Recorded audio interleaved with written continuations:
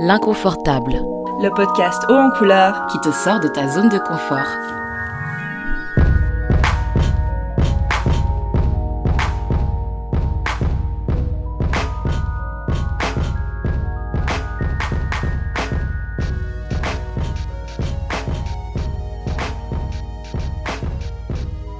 Bonjour à tous, aujourd'hui nous avons Blenda pour notre podcast qui parlera de self-care. Et aujourd'hui je vais juste commencer par te demander de te présenter.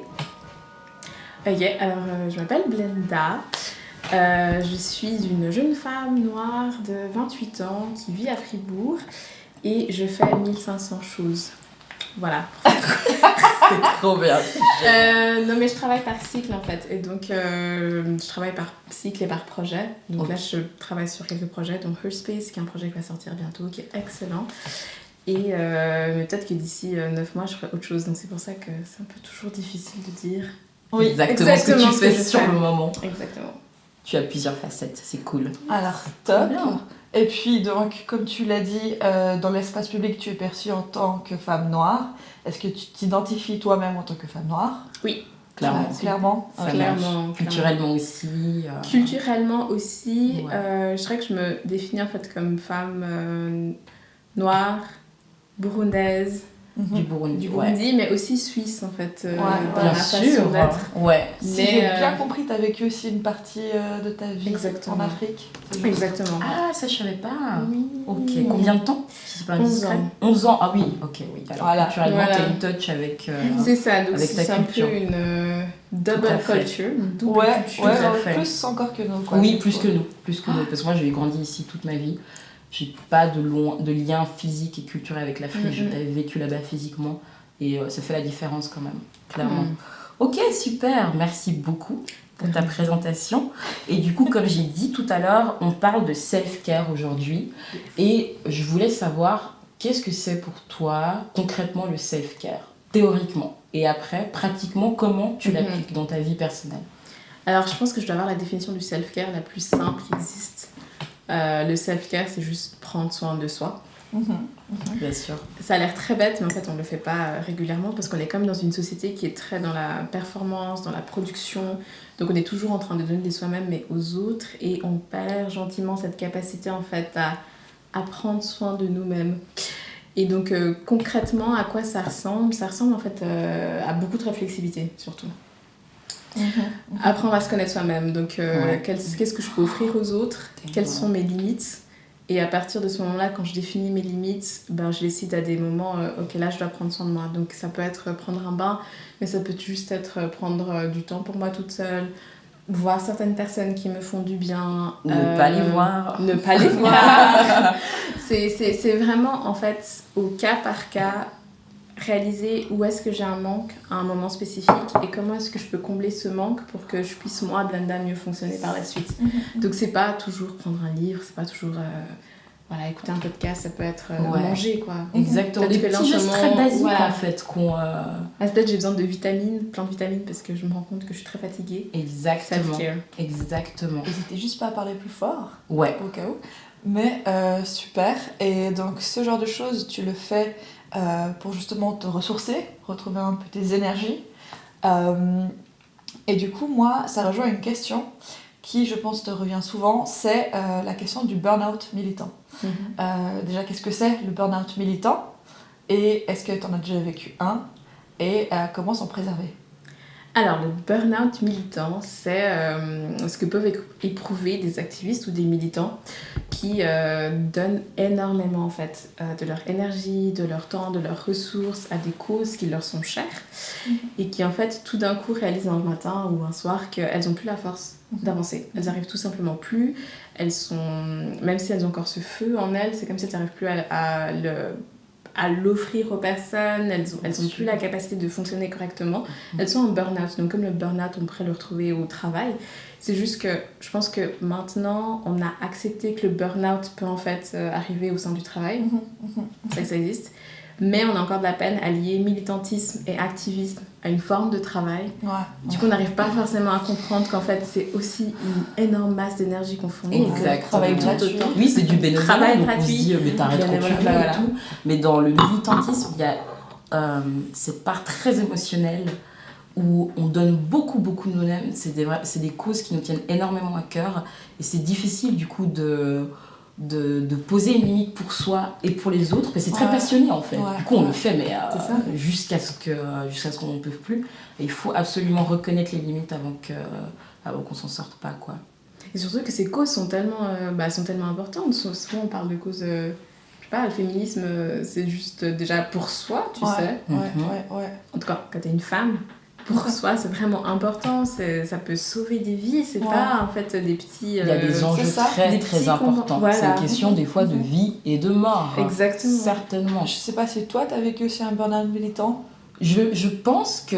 Alors, c'est marrant parce que depuis qu'on en parle, je suis en train de faire une espèce d'auto-réflexion sur moi-même et je suis en train d'analyser là, les dernières semaines et j'ai vu que je me suis un peu retirée de tout ça depuis la mort de George Floyd.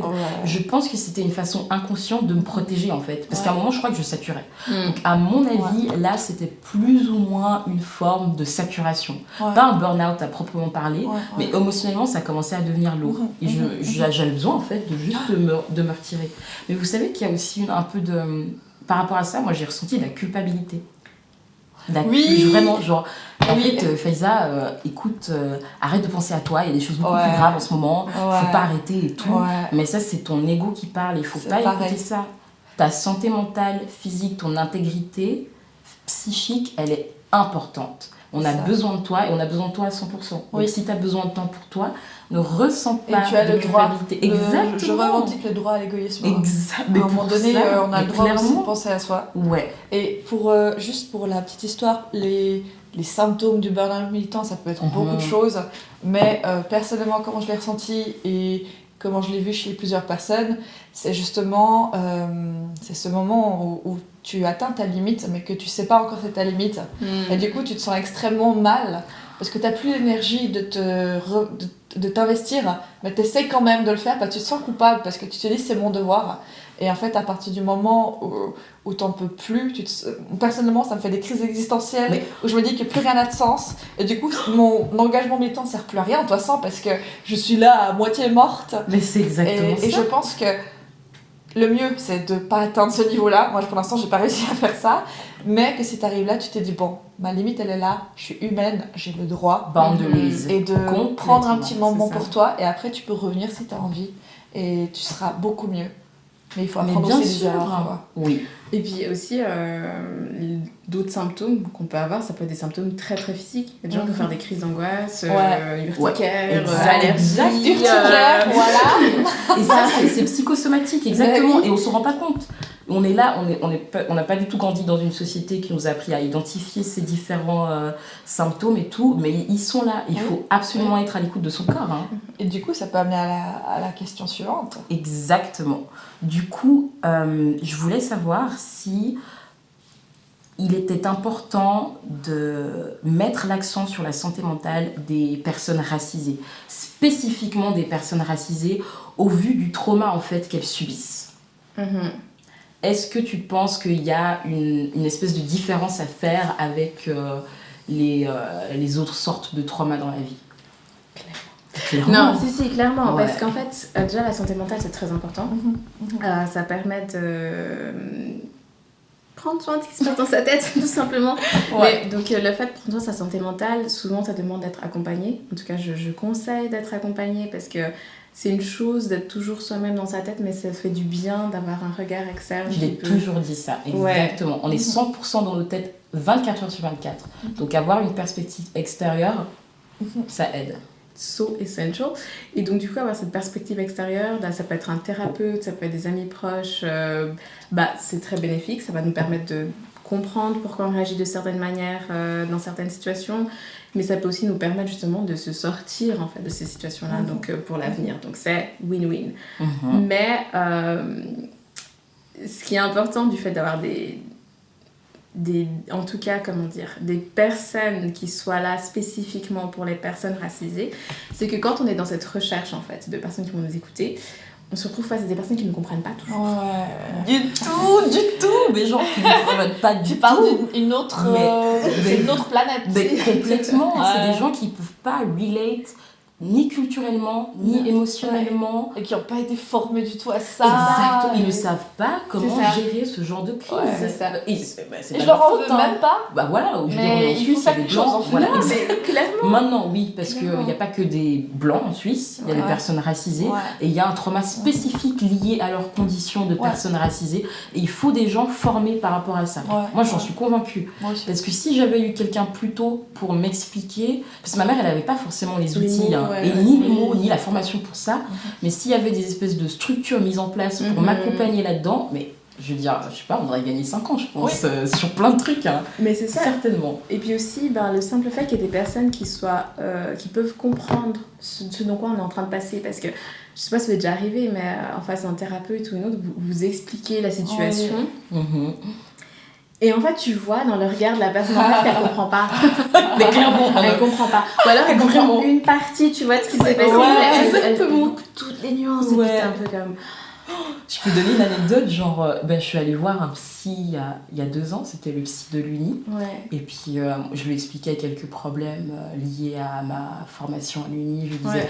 mais il y a mes parents qui ont ces attentes-là précises, et c'est quelque chose de très culturel, j'ai une pression Oui. sur mes épaules qui est en lien avec mon histoire familiale, Ouais. et ils comprenaient pas, ils disaient genre, mais en fait, il faut juste faire ce que tu veux. Je dis genre, mais en fait, c'est pas ça, C'est pas ça. C'est pas ça. Mes parents, c'est des blédards, ça marche Voilà. pas comme ça. Ils comprennent pas. Ils comprennent pas. Il y a vraiment, il y a plein, Ou bien plein ils vont un peu d'enjeux diaboliser aussi les parents. Exactement. Ils sont Ça. tellement abusifs, Mais oui. ils sont tellement... Alors Non, que c'est pas les mêmes ça, critères. c'est exactement, c'est une autre façon de voir les choses. Voilà. Il faut pas être punitif comme ça, il faut pas être si noir et blanc. Il faut nuancer les choses. Mais exactement, comme tu as dit, ils comprennent pas. Et j'étais No là, mais pun en fait, ils intended. savent pas le faire quoi. Non mais ouais, et vraiment on se retrouve en fait face à des murs et on se dit mais en fait on se sent isolé après. Et je pense que c'est un peu le risque de penser que ce qu'on vit, on est les seuls à vivre ça. Exact, c'est faux. Et on n'a pas cet écho de personnes qui peuvent nous Ouais. dire bah non en fait je comprends ce que tu vis et c'est tout à fait normal. Et c'est assez, je trouve que ça fait perdre du temps, tu vois, ça te fait perdre du temps, de Clairement. l'énergie et dans ton parcours de construction de toi-même, tu te retrouves des années en arrière comme tu disais, puis tu te dis mais tu comprends toujours pas pourquoi. Exactement. Donc Exactement. non, c'est nécessaire et il faut vraiment qu'on parle de ça, mais aussi qu'on parle de ça, enfin donc du trauma des personnes noires, Mhm. mais aussi en Europe, tu vois. Ouais. Parce que ce qu'on vit en Europe, c'est pas la même chose que ce qu'on vit aux États-Unis, c'est pas la Oui, même chose que ce pas qu'on vit en du Afrique. Oui. Donc vraiment Pas du tout. remettre en fait ce contexte Non, mais au clairement. centre. Clairement. Ouvrir une discussion là-dessus. C'est vrai qu'aux États-Unis, ils sont beaucoup plus avancés par rapport à ça. Il y a plein d'études, de statistiques, de théories sur le trauma des personnes racisées descendantes d'esclaves. Ils sont beaucoup plus in tune avec Ouais. ça. Mais afro-européens et afro-américains, c'est pas la même chose, c'est vrai. Mais du coup, tu as répondu à ma question suis même où plus je me sûre. demandais s'il fallait plus de thérapeutes noirs en fait. Alors Et je pense oui. que la réponse est oui. Clairement, Clairement. il faut plus de thérapeutes. Et une formation noirs. liée à ça, pas des thérapeutes Ouais. noirs qui étudient l'école Ouais. classique de la psychologie, nanana. Ouais. Il faut un nouveau Ouais. pan de pensée et axé Si je peux sur... mettre en lien avec un truc physique, pour ouais. moi c'est un petit peu comme justement savoir s'occuper des cheveux crépus, mais c'est aussi savoir s'occuper des je sais pas, tu sais, de la santé mentale. de la santé Personnes mentale noires. des personnes noires. Et Enfin, racisées, enfin, et racisées aussi. Non mais Voilà. clairement. C'est sûr. En fait, dévier de cet eurocentrisme universel. C'est ça, C'est ça c'est au ça, final, c'est ça. c'est toujours ça. Ce qui est assez réconfortant, c'est de voir quand même qu'il y a des thérapeutes qui le font. Mais j'ai l'impression que c'est elles le font dans le sens où elles se spécialisent en fait dans les questions qui sont liées par rapport aux personnes noires, aux personnes Ouais. racisées. Mhm. Mais elles le font après leurs études et c'est vraiment une énergie qu'elles doivent fournir elles-mêmes. Donc il y a Ouais, une- c'est pas encouragé, c'est pas ouais. financé, ouais, certainement, ouais. Et ça vient par après, mais il y en a en Suisse. Je crois que sur Instagram, il doit y avoir le compte. Oui, je le suis d'ailleurs, je la suis. Tu la suis? Ouais, je sais plus son nom, il faudrait qu'on mette ça dans les Faudra mettre ça ressources. aussi. Il y a Exactement. aussi une psychologue anglaise, enfin qui est française à la base, mais qui vit en Angleterre. Elle Mhm. s'appelle Guylaine, je sais plus son nom de famille, mais Mince. aussi dans les lignes. On je mettra vous dans les l'enverrai. links. Ok, cool. Et qui offre en fait justement des ressources qui sont juste tellement. C'est des ressources en or C'est pour les ça, personnes racisées. clairement. Puis ça permet de Trop comprendre c'est plein de choses. Trop bien. Parce que Ok. moi, je souhaite vraiment la communauté noire militante de commencer à s'intéresser Ouais. à ça parce que c'est tout Vraiment, Ouais, vraiment. ouais, Vraiment, c'est très, très important, la santé mentale. Donc aussi, s'il y a des personnes racisées qui font psychologie, s'il vous plaît, continuez. Et On a besoin de vous. apprenez pas à le faire comme seulement des blancs, mais vraiment à vous Ouais. occuper de vos confrères et consoeurs. Ouais, c'est ça. tout à fait. Ouais, Tout c'est à fait, important, vraiment. Parce Ouais. que faut On a être besoin dans de le tout le game, monde. quoi. Exactement. Et du coup, moi, je voulais aussi parler d'un truc. Parmi les moyens de se défendre du burn-out militant, ou bien de vraiment juste de sentir mal en tant que personne racisée, Oui. etc. Mais surtout quand on est engagé dans le domaine militant. Oui. Moi, justement, je voulais parler du droit à la paix. Je Mhm. pense qu'on a toutes reçu des messages de gens qui venaient nous demander, qui faisaient des injonctions à l'éducation, donc qui venaient nous obliger à leur expliquer des tas de choses qu'ils pouvaient trouver sur Google. Donc Google est ton ami, hein. Je crois que Google est gratuit. Voilà, aujourd'hui, il n'y a plus d'excuses. Zéro Il excuse. y a bien assez de... On est d'accord qu'il y a bien assez de ressources en ligne. Non, mais c'est, Tout à ce est stade, là. c'est de la mauvaise volonté. Voilà. Hein. Et donc, ces injonctions à l'éducation, je pense... Enfin, qu'est-ce que tu en penses ? Est-ce que, justement, on est tenu de répondre à ces gens-là ? Est-ce qu'on ne l'est pas ? Pourquoi ? Comment ? Est-ce qu'on a le droit à la paix quelque part aussi ? Alors, clairement, on a le droit à la paix. Donc, si vous n'avez pas envie de répondre en fait, à ces injonctions pour expliquer ce que vous avez ressenti dans cette situation, si vous vivez réellement du racisme ou pas, si vous n'avez pas envie de le faire, vous n'avez pas envie de le faire, donc ne le faites pas. Par contre, après, c'est vrai que je pense qu'il faut toujours nuancer et dire que il y a des situations où peut-être, je sais pas, un matin je vais me réveiller, je vais être de bonne humeur. Tu me poses une question, je vais voir qu'en fait tu as vraiment envie, tu vois, d'entendre ma réponse. Et je sens que ce que je vais te donner, je sais pas, t'aider un petit peu. Et j'ai la force en fait. En gros, c'est ça. Voilà. Aujourd'hui, Ouais. j'ai la force. Clairement. C'est ça. Donc, je vais le faire. Et Ouais, je vais le faire vraiment volontiers, avec Ouais. plaisir. Parce que je pense qu'il faut quand même garder ce cadre de dialogue et d'ouverture. Et surtout si je vois que la personne en face, elle fait vraiment un travail, tu vois. Elle a déjà été sur Google, elle a fait ses recherches, mais là, elle arrive à un point... elle sait pas en fait, tu vois. Je me dis ok, on va en parler. Et je suis vraiment là pour en parler, il n'y a aucun souci. Par contre, il y a des fois, on n'a pas l'énergie, on n'a juste pas envie en fait. Il y a des gens, je sais pas comment dire, mais c'est pas leur talent ou leur but sur cette terre n'est pas d'expliquer ce qu'ils ressentent. On a tous différents dons. Ça, c'est tellement important. Yes. Exactement. J'avais posté un truc, je fais juste je digresse un peu, un diagramme sur Instagram qui expliquait que en fait, on fait face à un système, et un système, c'est quelque chose de complexe. Il y a plein d'éléments différents, et du coup, pour démanteler ce système, il faut le faire aussi de façon systémique. Et tout le monde ne peut pas faire la même chose, en fait. Non seulement c'est irréaliste, mais c'est pas productif. Chacun a un rôle précis à jouer. Il faut que les gens tunent dans leur rôle, et qu'ils font du mieux qu'ils peuvent, en fait. Et du coup, tout le monde ne peut pas être militant à 100%, tout le monde ne peut pas être sur le front. Voilà. Clairement pas. Oui. Et puis, mais vraiment, je suis totalement d'accord. Et d'ailleurs, je trouve que c'est très bien que tu en parles. Il faudra le partager aussi dans les ressources. Oui, exactement. Il est excellent. Je pense que tu vois lequel d'exemple. Il est excellent, vraiment. Il est parfait. Ça m'a tellement ouvert les yeux. Clairement. Et c'est vraiment important donc, de remettre ça au centre. On est avant tout, tu vois, des personnes et des personnes différentes.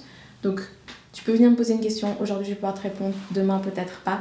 Et aussi une chose qui est importante, mais ça je dévie un petit peu, mais c'est pour les personnes qui posent ces questions et qui en face vont avoir des retours de personnes racisées.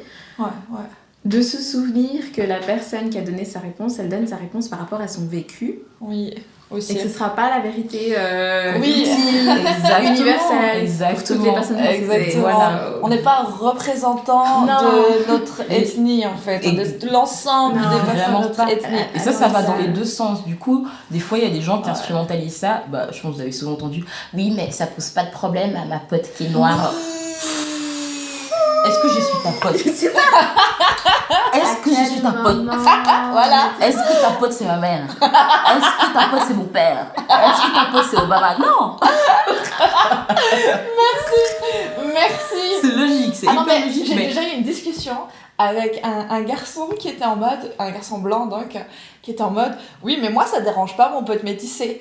Et puis après j'étais là, oui mais moi j'ai des amis qui ça dérange, qui sont noirs, puis il fait, oui mais moi il y a aussi tel et tel. Je dis, on va faire le concours de qui a le plus d'amis noirs là, ou ça, parce que alors, je vais pas rentrer là-dedans mon gars en fait. Mais complètement. Ça. Il était prêt à compter les amis Mais noirs et puis... C'est complètement fou. Et puis à ce moment-là, je comprends qu'il soit confus et tout. Non, en fait, je comprends pas du tout. Mais à un moment, tu fais une espèce de pondération des intérêts. C'est Tu ça. te dis, il y a C'est ça. des gens qui souffrent et ça doit prendre le dessus en fait. Mhm. Quoi qu'il arrive. Mhm. Et moi, je pense que ce qui est important, enfin, si on peut résumer cette question-là, c'est de se dire déjà, tout le monde n'est pas... c'est pas son job d'expliquer, puis il aime pas ça. Peut-être des gens, ils aiment juste pas expliquer, ils ont le droit. Deuxième chose, c'est pas une question que, personnellement, donc je parle pour moi, je suis d'accord d'expliquer si la personne vient avec une démarche bienveillante et que c'est quelque chose qu'elle n'aurait pas pu trouver en 3 secondes sur Google. Exactement. Donc voilà, donc des fois c'est quel est ton avis sur nanana, je veux bien. Mhm. Et si la personne a l'air bienveillante. Mais maintenant, les personnes qui viennent avec une démarche malveillante, De ou discréditer. malhonnête, ou qui juste vient pour chercher la merde, pour être en train de troller, Et il y en a. Hein. alors je bloque. Voilà. C'est ça. Et ça, c'est quelque chose d'important. On a le droit de se débarrasser des trolls et des gens qui nous harcèlent et qui nous embêtent. Et la question aussi que les gens comprennent pas, c'est mais pourquoi ça te dérange, c'est juste moi. Oh mais il y en a eu 15 En avant fait, toi, je trouve ça Josette. fou, en fait. Il y a eu Marcel, il y a eu Josette, il y a eu tout ça, juste T'es avant. pas le centre du monde. Et j'en peux plus, t'es le 15e aujourd'hui. Exactement. Mais j'ai pas besoin de sortir chez moi pour ça, j'ai besoin d'avoir juste des réseaux sociaux. C'est ça. Donc c'est ça. c'est ça. Et alors si toi tu te prends tout dans la gueule, c'est parce que vous êtes 15 aujourd'hui. Exactement. Voilà. Non mais complètement, je suis 100% d'accord. On a le droit de dire non, on a le droit de mettre des boundaries très très fermes et de demander à ce qu'on les respecte. Vraiment. Et tips, la règle des 300 secondes que je sors toujours. S'il te plaît, par exemple. Oh. Règle des 300 secondes de Marie da Silva qui est c'est notre Olivia Pope française en fait. D'accord. Des questions précisées, elle est sur Instagram et sur Twitter aussi à mettre dans les liens, elle est juste incroyable. Et elle propose cette règle, la règle des 300 secondes, quand on se retrouve en face de quelqu'un qui pose des questions en fait, qui veut en savoir plus sur notre humanité en fait, notre dignité, on va dire ça comme ça. Parce que quand on passe 3 heures à te demander si t'as vraiment vécu une situation raciste, ou est-ce que ça t'a vraiment fait mal, etc. Enfin bref, quelque chose comme ça. Quand ça fait plus de 300 secondes que vous êtes en train d'essayer de débattre avec cette personne pour lui prouver par A plus B plus C plus D que vraiment en fait c'est grave ce qu'elle est en train de dire, mais qu'elle arrive à vous dire que non mon ami nanani nanana, mais quand même tu exagères, c'est que ça. En fait arrêtez en fait, c'est à dire que cette personne est juste en train de jouer avec votre temps, jouer avec vos émotions et essayer de vous mettre dans une position où vous allez essayer de convaincre en fait de votre dignité et de votre humanité. Et puis elle va absolument pas changer d'avis. Il y a un nom pour ça, hein. Gaslighting. Gaslighting, mais c'est c'est vraiment ça. ça. C'est Elle exactement ne va ça. pas Et changer ça, il y a d'avis. tout le temps Ça dans sert le à milieu rien. du militantisme. Ça sert à rien. C'est juste des bouffeurs d'énergie, quoi. Très Clairement. juste, Blenda, très très Clairement, juste. Merci. clairement.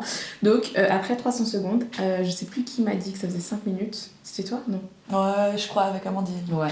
Someone told me que ça fait 5 minutes. Donc, en gros, ça fait 5 minutes. C'est 300 Ouais. secondes. Là, ça minutes de trop, hein. Les 5 minutes de trop. Mais coupez court. Oui. Changez de discussion. Oui. 100%. Changer de discussion, D'accord. vous n'avez pas besoin d'être fâché en face de la personne, vous lui dites juste, je sais pas moi, il fait beau dehors, il y a un chat qui passe, j'en sais rien, bifurquer la conversation. Pas besoin d'aller dans plus de profondeur parce qu'après, c'est vous-même en fait qui vous faites du mal. Ouais. Parce que, non, mais C'est moi, ça. dans ce genre de discussion, avant, quand je savais pas, je rentrais, mais j'étais bien mal, sûr, et je commençais à me dire, mais comment j'aurais pu lui faire changer d'avis, puis nanana, Ouais. puis- Comme si c'était notre job. hein. Mais c'est ça, C'est pas en fait, réaliste. on prend trop de responsabilités. C'est ça. Exactement. Et juste avant cette question, j'ose en ajouter une. Bien sûr, bien sûr. C'est justement pour revenir juste sur le burn-out militant, parce que c'est peut-être quelque chose qui m'obsède parce que c'est mon deuxième. Mais je voulais savoir, du coup, quels sont tes conseils pour, le prévenir. Ouais. Ok, donc pour éviter d'en faire un, parce que j'en ai marre. Et si tu es en plein aussi, donc deuxième question, si tu es en train d'en vivre un, comment en sortir? Alors, je me demande si je vais pas faire Comme tu veux. l'inverse. Comme tu veux. Je dirais pas que j'ai vécu de burn-out militant parce que je me mets dans des positions où en fait je refuse de vivre ce burn-out militant. Parce c'est que je ton le droit. vois en C'est fait ton autour droit. de moi. C'est absolument ton droit. Mais voilà, j'ai Ouais, des amis tu- qui sont t'as passés raison. par là. Ouais. Ou alors des personnes que je suis sur les réseaux sociaux et je me dis non, C'est pas possible. I quoi. don't want to do that. Par contre, c'est vrai que du coup je me mets en retrait et je peux avoir des fois des moments de confusion extrême quand on parlait de guilt Donc de culpabilité. Exactement. Ah. C'est terrible. Hein. Moi, je C'est vis moche. pas le burn-out militant parce que je me suis pas mis à ce point-là. Bref. Mais en même temps, je suis atteinte en fait par tout ce qui se passe. Donc, même si on n'est pas sur le front line, même si on se met en retrait, mine de rien, on est toujours en fait dans les conversations. Que ce soit sur les réseaux sociaux, que ce soit nos proches, nos amis, les journaux. En fait, on est comme des éponges et peu importe ce qu'on fait, on va avoir toutes ces émotions, tu vois, en nous-mêmes et ça devient difficile et puis il faut prendre du temps pour soi, pour essayer de savoir comment, de nouveau, self-care. Très juste, très juste. Comment prendre soin de ça, comment est-ce qu'on va sortir cela. Et moi, ce qui m'aide en ce moment, c'est vraiment de m'entourer de personnes qui sont bienveillantes ou coveillantes, comme dirait Alan de Jean Nocturne. Donc des personnes avec qui je peux vraiment partager ce que je suis en train de vivre sur le moment. Très, très important. Et en fait, là, je suis pas allée à cette manifestation, mais j'ai fait ça ici. Puis d'avoir quelqu'un en face qui me dit ça va en fait. T'as le droit de vivre ça comme tu le vis. Exactement. Et justement, tu peux expliquer qu'est-ce que c'est un frontliner et comment est-ce qu'on peut militer autrement aussi. True. Mais je vais d'abord te donner des conseils. Oui. Ah, mais très volontiers. Très volontiers. Mais par rapport donc, au fait que tu vives de burn-out, je pense que ce qui peut être intéressant, et c'est pour ça que moi je me suis mis en retrait, mais aussi que j'ai de la confusion, puis je suis toujours dans ce travail de réfléchir comment je vais vivre mon militantisme. Et je pense que quand on fait un burn-out, c'est aussi cette notion, à un moment donné, de se reposer ces questions-là. Comment je vais vivre mon militantisme? Parce qu'il y a des moments où on a beaucoup d'énergie, des moments où on n'en a pas assez. Et comment est-ce qu'on se repositionne dans ces moments-là? Est-ce qu'on se laisse un espace pour ne rien faire? Est-ce qu'on se laisse le droit de se retirer des réseaux sociaux pour prendre soin de soi? Est-ce qu'on va expliquer aux autres qu'on a le droit de ne pas toujours être en avant? Donc moi, je dirais le conseil, c'est vraiment pause, voir où tu en es à un moment spécifique, qu'est-ce que tu peux offrir et qu'est-ce que tu peux plus offrir. Puis après, le dire aux gens autour de toi. Là, je ne vais pas venir là parce que je prends soin de moi. Là, je vais faire ça, je ne vais pas faire ça. Et après, tu réévalues parce que je veux dire, on est cyclique. C'est pour ça qu'on a les trucs cycliques. Aujourd'hui, je peux bien, mais demain, je vais avoir 2000 watts peut-être. Tu vois, donc peut-être si j'ai 2000 watts, je vais aller dedans. Donc l'idée, c'est aussi de voir par rapport à nos propres ressources et pouvoir continuer sur le long terme. C'est toujours pour moi la vision. Comment est-ce que je peux rester dans le game? Je suis militante. Parce que le risque, c'est d'être dégoûté au point de juste tout arrêter. Exactement. Et peut-être qu'une pause aussi des réseaux sociaux, ça peut faire du bien. Des médias, ça peut faire du bien. Après, vu que mon job c'est les médias, c'est un peu chaud. C'est clair. Mais ça peut être, du coup, je sais pas, avoir des heures spécifiques où tu vas dessus, te limiter sur d'autres points. Mettre en place être vraiment très rigoureuse avec ta thérapie ou ta santé mentale. Savoir que tu vas avoir une grosse manifestation à couvrir, donc tu sais que le lendemain tu dois absolument aller voir ta thérapeute ou ton thérapeute parce que you need her, ça va être too much. Donc c'est vraiment mettre en place ces stratégies là et elles sont uniques en fait à ta personne. Au cas par cas. Voilà, tu peux avoir cette réflexivité. Frontline, backline, whatever it is. Frontline pour moi c'est des personnes qui sont dans le militantisme ou dans l'activisme et qui sont au devant. Donc ça va être celles qu'on va voir. Celles qui vont être présentes aux manifestations, celles qui vont prendre les paroles, celles qui vont être très très actives sur les réseaux sociaux, celles qui vont organiser, je sais pas moi, des soirées, réflexions, débats. Donc ça va être en fait c'est un peu celles qui vont tirer, elles vont être toujours au devant, tu les vois, elles sont là, tu penses à cette cause, elle est là, je l'ai vue, elle était là-bas, elle était à cette cause, elles sont visibles. Exactement. Elles sont dans l'action, non seulement elles sont actives, mais elles sont visibles. Elles sont visibles. Et si possible, le mieux, c'est qu'elles fassent des choses qui soient utiles. Mais ça, c'est un autre sujet, justement, je voulais y revenir, parce qu'on est d'accord. Moi, il y a un truc, les meufs, qui m'a ouvert les yeux pendant tous ces trucs de manifestations dernièrement. Là, il y a eu une rise up d'activistes, mais c'est le nombre de personnes qui font ça, mais qui sont dirigées par leur ego. ouais. Mais c'est un Ça truc sert à de rien. malade. Mais vraiment, c'est de la branlette intellectuelle. Ouais. Et c'est quelque chose qui m'a énormément choquée parce que je me suis rendu compte qu'il y a beaucoup de gens qui vont là-dedans parce qu'il y a une espèce, presque un élitisme en fait de l'activisme. Oui, je suis là pour prouver que je sais mieux que toi, je peux mieux que toi, je fais plus que toi et du coup, toi, t'es une merde à côté de moi. Et je vais sauver le monde et toi pas en fait. Ah, purée. Et je me dis, mais c'est pas possible en fait. Et il y en a tout plein. Des Save gens your comme ça. reason. Il y en Je a vais dire tout white plein. symbolism, mais c'est pas ça. Vraiment. Mais ouais. Et du coup... Activisme, save your reason. non mais vraiment, en fait, ça sert leur ego plutôt que de servir la communauté. Ah, clairement. Peut-être, je pense qu'il faut nuancer un peu. Je pense que c'est des gens qui ont quand même envie d'agir pour la bonne cause, mais leur ego prend beaucoup trop de place. Je pense que c'est ça. Mais puis c'est déconcertant. Espérer que ce soit ça. Ouais, toi t'es un peu plus pessimiste quand même. Hein. Parce que je me dis, mais c'est pas possible, vraiment. Non, mais il y en a, c'est de la performance. C'est de la performance. C'est juste de la performance. Puis des fois, c'est même de l'ultra performance. Elles en font trop. Genre, setback un peu. Par exemple, les Antifa qui étaient au devant des manifestations Black Lives Matter. Ouais. En fait, c'est pas à propos de toi. Pas à propos de toi. Donc voilà, je te rends la parole. C'était juste pour faire une parenthèse. Mais là, je suis genre. Ouais, t'as dit, c'est un peu. Bah, ça, vraiment, c'est un gros problème. Hein. C'est un virus. Ça infeste la cause. C'est terrible. Non, clairement. Pire que Corona. Ouais, exactement. Franchement, c'est qui font de la performance. Et en vrai, j'ai complètement perdu mon fil de pensée. Les backliners, c'est quoi? Oui, les backliners. Les backliners sont ceux qui vont pas au devant de la scène. Clairement. Mais ça peut être d'autres sources en fait qui peuvent être offertes. Ça peut être des ressources matérielles, financières, offrir sa maison, offrir peut-être de son temps pour éditer des documents, être la personne qu'on va appeler quand, je sais pas, quelqu'un a fait un burn-out, qu'on t'appelle, on te dit, puis on débriefe ensemble. Enfin, il y a plein, mais on vient à ton diagramme en fait. Oui, exactement. Donc, qu'il faudra insérer quelque part. Clairement, c'est tellement important. Donc, ce sont toutes les personnes en fait qui sont en arrière et qui sont moins visibles, mais dont le travail quand même est tout autant important. Bien sûr. Ok, cool. Très juste. Du coup, dernière question, merci beaucoup. Dernière question qui était... On est déjà à 40 minutes, non? Justement, je vais regarder. Ouais. Il est 14h30. Non, c'est vrai, il reste 10 minutes. Il reste 10 minutes. Oui, alors, dernière question.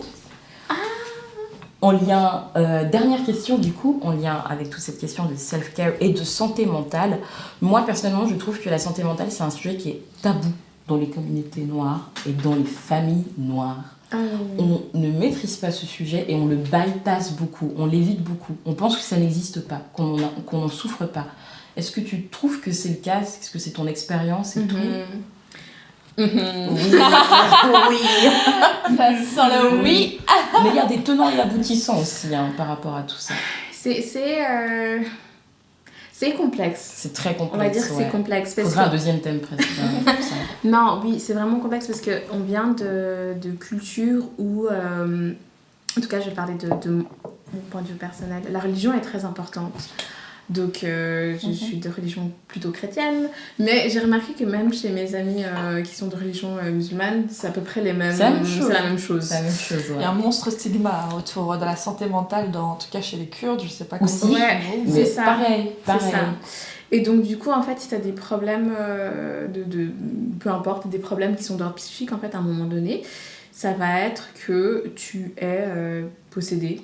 Non, mais littéralement, des fois, ça peut être carrément ça. Ah, oui. Et puis, ça t'est possédé par le malin. Ouais, voilà. Exactement. Au mieux, qui est en train de te plaindre, en fait. Et arrête de te plaindre, tu abuses, t'exagères.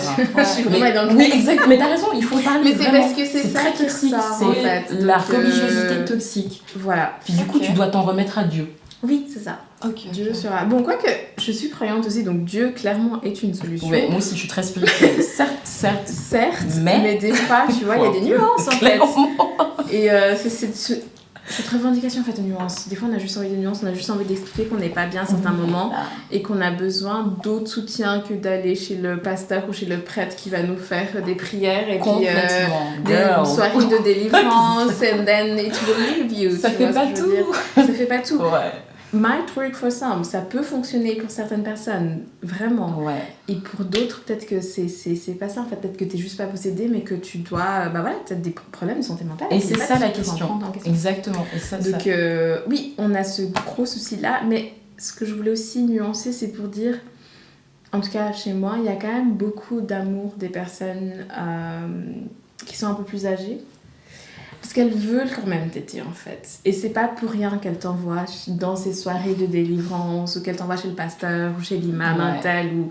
C'est parce qu'il y a quand même ce souci, en fait, de toi, puis elles se disent... Il existe. Oh non, mais elle est pas bien, j'ai envie de l'aider. Le seul moyen que je connais, c'est celui-là, donc je vais le mettre en place. Donc il faut aussi voir cet amour de ces personnes-là derrière et de voir que ça vient pas non plus... comment dire, de mauvaises intentions. C'est sûr. Hein. But again, ça ne nous sert pas dans certaines situations. Ouais. Et voilà, on peut se retrouver avec des jeunes ou même des personnes qui sont un peu plus âgées, qui subissent, ça peut même être des burn-out, ça peut être des dépressions, ça peut être des crises d'angoisse. Énormément de choses. Et qui sont incomprises en fait, dans leur communauté. C'est dur, hein. C'est vraiment très complètement dur. incomprises. Elles peuvent être outcastées parfois, enfin mises de côté. Pas prise au sérieux, Tu fais semblant. Tu veux faire ton intéressant. Bah oui, ça suffit en fait. Et puis nous, on a subi pire, donc. Et c'est exact. De quoi c'est toujours ça qui revient, toujours ça. Alors que en fait, c'est pas un concours. Hein. Non. Toute peine est valide. Et surtout, elles sont toutes vécues. C'est que eux n'ont pas eu cette aide-là parce qu'ils se rendaient même pas compte de ce qui se passait et qu'ils y avaient droit. C'est ça. Donc si nous on se rend compte, c'est ça. On peut avoir quoi. Exactement. Quand tu parlais de trauma, je trouve qu'en grandissant, on se rend compte de tous les traumatismes par lesquels en fait nos parents, nos familles sont passées et en fait elles n'ont pas traité. Enfin, exactement. C'est pas du tout. Pas du tout. Et vous vous rendez compte le trauma intergénérationnel qu'on subit. Non mais c'est beaucoup. C'est beaucoup. Les gars, on parle de siècles. Hein. De trauma intergénérationnel. Ouais. Comment on peut décrire ça? Alors Kaisa, je vais te laisser la main parce que Kaisa, elle me regarde. J'ai l'impression. Alors comment j'interprète ça? Pour moi, le trauma intergénérationnel, c'est un trauma qui date en fait de générations qui nous précèdent et qui n'ont jamais été résolues. Et du coup, on en subit les conséquences. Les générations futures ont subi les conséquences. Pour moi, c'est ça. Ouais. Et je le vis, clairement. Je vois les choses que ma mère n'a pas eu l'occasion de gérer dans son enfance par rapport à son condition de femme et de femme racisée. Et maintenant, non seulement je vis son trauma, mais j'ai l'impression que notre génération a l'occasion de couper le fil en fait maintenant. Et juste pour la petite anecdote, c'est vrai que moi avant je savais même pas ce que c'était trauma intergénérationnel, c'est toi qui m'as appris, et j'y ai repensé et je me suis dit est-ce que j'ai des trucs comme ça qui me viennent, et en fait un truc qui m'a paru, qui m'a sauté aux yeux parce qu'on m'a fait remarquer, en fait moi je ferme toujours les portes à clé comme une psychopathe, vraiment. La porte de ma maison, la porte de ma chambre, si j'ai toujours besoin de la fermer à clé comme une folle. Et en fait, j'ai appris que ma maman, pendant qu'on devait partir du Kurdistan pour s'enfuir de la guerre et venir ici, elles étaient brièvement passées en Turquie. Et en Turquie, justement, en fait, si on savait que t'étais kurde, t'allais en prison, voilà. Et donc, en fait, ils devaient fermer toujours à clé, de fou. Moi, j'étais déjà née, donc j'étais un bébé dans les bras de ma maman. Je comprenais rien, mais j'étais là quand même. Et en fait, du coup, c'était vraiment un moyen de se protéger de véritables personnes qui vont venir te mettre en prison, te tuer ou t'exécuter sur le champ. Complètement. Et en fait, du coup, alors que j'en ai pas besoin, dans mon quartier, tu laisses ton vélo, personne ne va le voler, il y a vraiment, c'est tranquille. Mais j'ai besoin de fermer la clé tout le temps. Et j'étais là, purée, mais... Ça vient d'où, en fait? Ça vient sûrement de là. Et aussi, c'est vrai que je vois ma maman le faire. Je me suis jamais posé vraiment la question. Mais je le fais aussi. Et je me sens pas en sécurité si tu le fais pas. Je me sens pas alors que tu savais pas avant ça que concrètement d'où ça venait. C'est ça, la menace elle est plus présente. Mais le réflexe défensif est toujours là. Exactement. C'est dingue. Ça. C'est et je pense qu'en fait, il y a des tas de choses. Mais bien sûr, exactement, qu'on a intégré, qu'on a été programmé en fonction. Ouais, c'est sûr. C'est sûr. Mais ça mériterait un épisode. Oui, mais clairement. Mais du coup, pour pas manger trop, maintenant, je voudrais quand même parler aussi d'un projet que du coup Blenda fait, elle est pas qui est aussi l'inspiration du fait qu'on fasse ce podcast aujourd'hui. Tout à fait. Et donc, est-ce que tu peux nous parler de ton projet que tu fais? Donc, je pense que tu parles du projet Le Pod du Hub. Bah oui. Yay! Donc, Le Pod du Hub, c'est un podcast qui avait été lancé en fin de l'année passée. C'est un podcast éphémère qui a eu une saison suivante tout d'un coup. C'est éphémère. C'est éphémère. Mais à la base, c'était vraiment un projet éphémère. Donc, c'était 6 épisodes pour aller à la rencontre en fait, de personnalités qui faisaient bouger Fribourg autrement, comme je l'ai dit. Et mais pour moi, c'était en fait vraiment l'occasion de donner la parole et de visibiliser les personnes que je trouve on ne voit pas tout de suite dans Fribourg. En tout cas, quand on s'imagine Fribourg, c'est pas celles qu'on va dire en premier. Pourtant, elles sont là, elles existent, elles font des trucs qui sont juste incroyables. Clairement. Il y avait donc Kaziwa. Merci. Faut aller écouter l'épisode de Kaziwa, il est vraiment excellent. Merci, Clairement. c'est grâce à toi. Et du coup, voilà, c'est vraiment un chouette épisode qui avait commencé aussi par une sorte de frustration en fait, de ma part. D'avoir l'impression qu'il se passait jamais rien dans cette ville. Trop bien. Et tu l'as transmuté. On a fait quelque chose. Ah bah oui. Ouais. Mais en fait, j'ai réalisé qu'il se passe plein de choses dans cette ville. C'est vraiment la réalité. Non, mais si. On est pessimiste, hein. Plus je faisais des épisodes, plus je me rendais compte qu'il y avait vraiment des personnalités incroyables et qui se mettaient en lien, qui s'organisaient. Et enfin, je sais pas si vous le ressentez, mais je trouve que. Oui, bien sûr. Il y a depuis ça commence à bouger 2 ans comme ça. Ouais. J'ai l'impression que ça bouge. Exactement. La ville est incroyable. C'est trop bien, il faut faire de la pub. Vive Fribourg. Mais vraiment, Fribourg, c'est la ville de mon franchement, cœur.